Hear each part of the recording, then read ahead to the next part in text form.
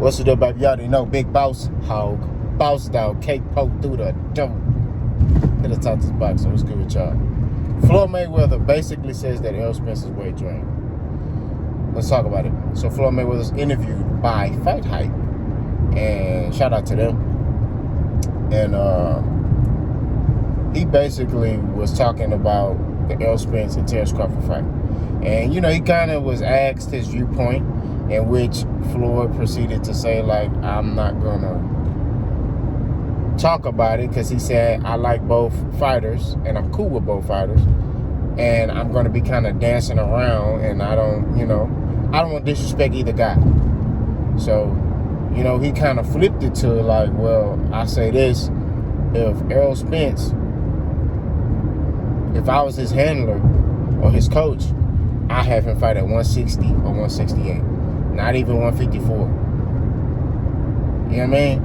And it was like, It kind of, that was like, Now, granted, he also said in the interview, you know how fighters be sitting there talking about they not signed to Mayweather first, they signed to PBC.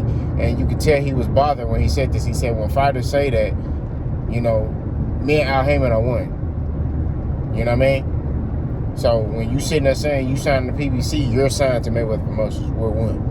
You know what I mean? So, that's okay. You know? So that implied to me that he knows something that we don't know. You know what I mean? Now, Errol Spence hasn't came out and made no excuses. But, you know, and I respect him for that because that's how I am. You know what I mean? I don't believe in excuses. You know what I mean? I ain't gonna sit there and say, oh man, I lost because I weight drained. If I was, you know, if you fought me at a high weight class, like I signed the contract. You know what I mean? Kind of stuff that Ryan Garcia was doing when he was talking about, oh, yo, Tank, why you weight drain me? Why you drain? You know, all that bullshit, like, you know, like all that crying and stuff. Like, nah, Errol ain't with that. You know what I mean? Errol just like, you know, hey man, he beat me. Congratulations to him. My head up like a nosebleed. It is what it is. We're gonna keep it moving. You know what I'm saying? It is what it is. You know? And I gotta respect him for that. You know what I mean? But I can identify with his mindset because the same thing happened to me. I had an amateur fight a couple years back, and I told y'all this before. I was training, but I overtrained, right? And I ended up hurting my back. Now, granted, I trained with my coach, and I also trained on my own. This was supposed to be a top guy. He was undefeated. I was undefeated. So I wanted to make sure I was more than ready for this guy, right? So I came into the fight with an injured back. And also, I had trained like the day before the fight because I wanted to make sure, like, man, I'm ready to go. So I didn't come into the fight rested.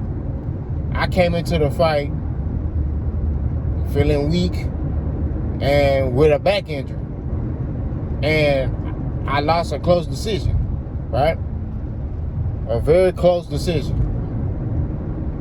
And the crazy thing is, it was like 100-something people in there. It was just, we fought in this like small, I don't say small gym. It's a decent sized gym, but it was like 200 people in there. So it was super hot because it was just people everywhere. It was people standing up, people sitting down, like, you know what I mean? And I just remember when they said he won, everybody started booing. And then like, once I got out the ring, everybody was coming to me saying, man, nah, man, you won. And we wasn't even like the main event. Like, we weren't even like the last, we was like the third to last fight. You know what I'm saying? But I stepped. You know what I mean? Like Errol said, I'm stepping. I'm coming to get you. We get in that ring, I'm coming to get you. It was action-packed. You know, I'm a Kung Fu fighter. You know, I use my elbows, you know what I mean, stuff like that to, you know, deflect punches and hands to you know, parry punches, you know, and counter and things like that. That's the type of dude I am. That's the type of fighter I am. But I'm coming forward. Whereas you got this dude I was fighting, he was more of a elusive guy. He moved around, you know? But, hey, I didn't make no excuses. You see what I'm saying? It actually was a learning lesson for me. And it made me be smarter. Like, okay, this is what I don't need to do. I don't need to overtrain, you know?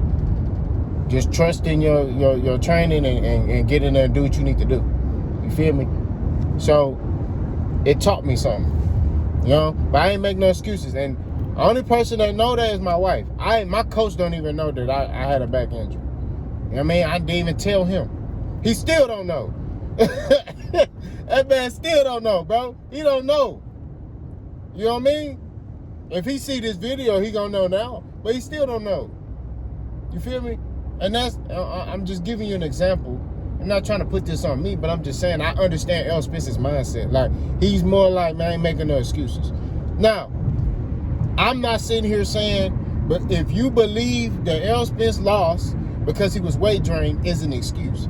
I'm just saying on my channel, for me, I'm not gonna sit here and be like, oh, Errol lost because he was weight drained. I'm not gonna say that. We all can agree that something was wrong with Errol. We all can agree that wasn't the best Errol Spence. But I'm not finna sit here and say, oh yeah, it's only because he was weight drained. Because we don't 100% know what was wrong with him. You know what I mean? It may have just been he wasn't focused. You know what I mean? It may have been because he underestimated Terrence Crawford. We don't know. You know what I'm saying? I don't know. But I'm not here to make no excuses. Terrence Crawford was the better man that night.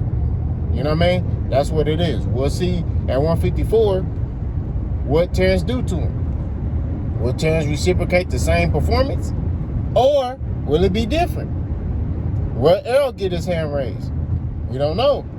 You know what I mean? But at the end of the day, I give Errol Spence, more of a chance, because he's seen how Terrence fought him, right?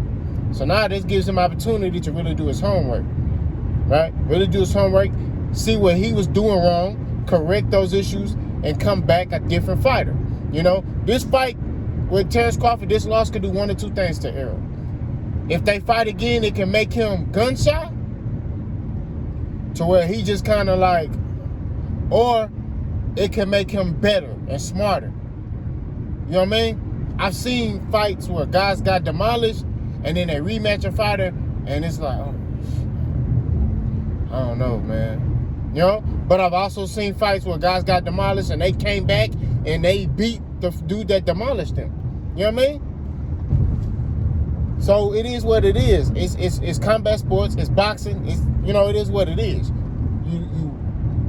If you take the approach of, okay, what do I need to do to get better in this next fight? Now, what I think Errol need to do against Terrence is he can't give Terrence time. He was waiting, and I don't know what he was waiting on. He was doing a lot of waiting and throwing single shots.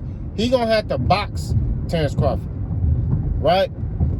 Terrence really, he kind of played into Terrence Crawford's hands. He gonna have to box Terrence Crawford. He gonna have to be a little bit more elusive. He got to keep his head off line. Errol looked very stiff against Terrence Crawford. Very, very stiff.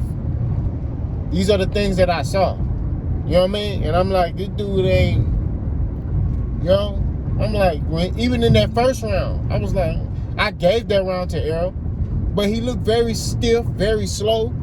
I was like, nah, he ain't. I was like, some ain't, But I still trying to get him benefit of the doubt. Like, maybe he'll cut it up. Maybe he'll loosen up. But he just seems stiff. So, hey, it is what it is, though. But Errol Spence at 160, 168,